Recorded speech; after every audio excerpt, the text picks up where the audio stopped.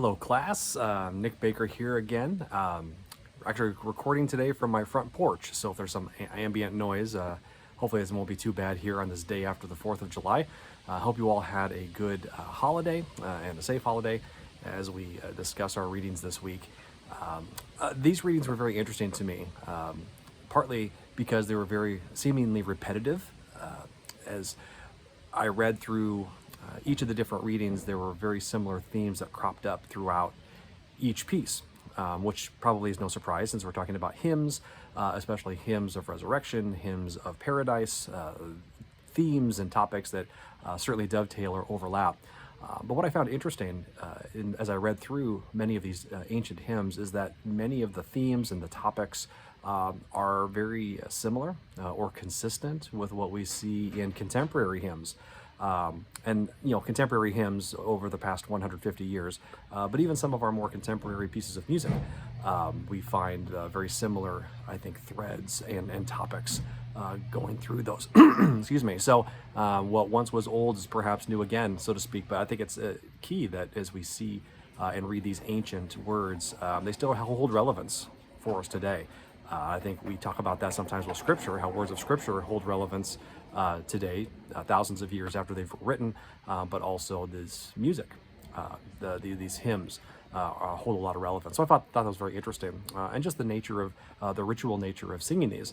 We sing hymns every Sunday, of course, in our different churches or faith communities, but at the same time, these ancient words, these ancient songs were sung over and over, and I like that ritual nature because with so many things, as you repeat things, as you do them over and over, they become more embedded in your memory. They can become more embedded in who you are, and you start to, of course, memorize the words.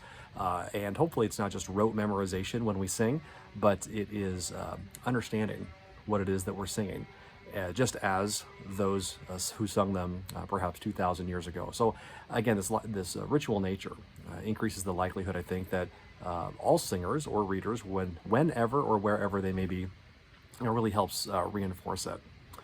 Now, I will say one of the things that I read that I felt perhaps I disagreed with is in St. Ephraim's Hymns of Paradise. And I'm looking at my notes here, so if I keep looking up, that's what I'm doing. But in hymn number 2 of St. Ephraim's Hymns of Paradise, he suggests that there are different levels of paradise.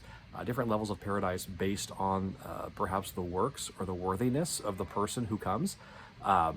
Kind of the intro and the synopsis of these hymns of St. Ephrem talk about the gates of paradise are present, but only those who are worthy are able to come in. But even those who come in only might reach a certain level. He talks about there's one level, a second level, and then a third for those who are most victorious or most worthy. And I don't know, I struggle with this notion that there's a stratification of paradise, right?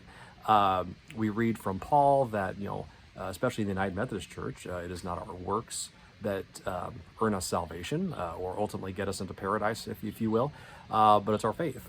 And St. Ephrem seems to suggest, to me anyway, that there is a level of worthiness based on what you've done on earth determines or dictates what level of paradise you get to enter into. And I struggle with that. I think that runs counter to so much of what Jesus was teaching.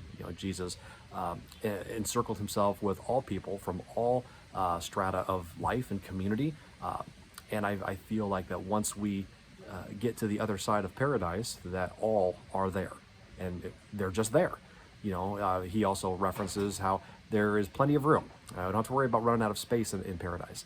And so I really struggle with that. So I would love to hear your thoughts if you interpreted those differently. I believe those were stanzas 10 and 11 in hymn 2 of St. Ephrem. Love to know your thoughts. But overall, it was just interesting to read these ancient hymns and just remembering that not only is there a great repetition of themes, resurrection, putting death to death, being risen up, finding glory, all of that which was relevant 2,000 years ago is so relevant to us today. And so, again, look forward to hearing your thoughts and your comments and your interpretations of some of St. Ephrem as well. Thanks so much.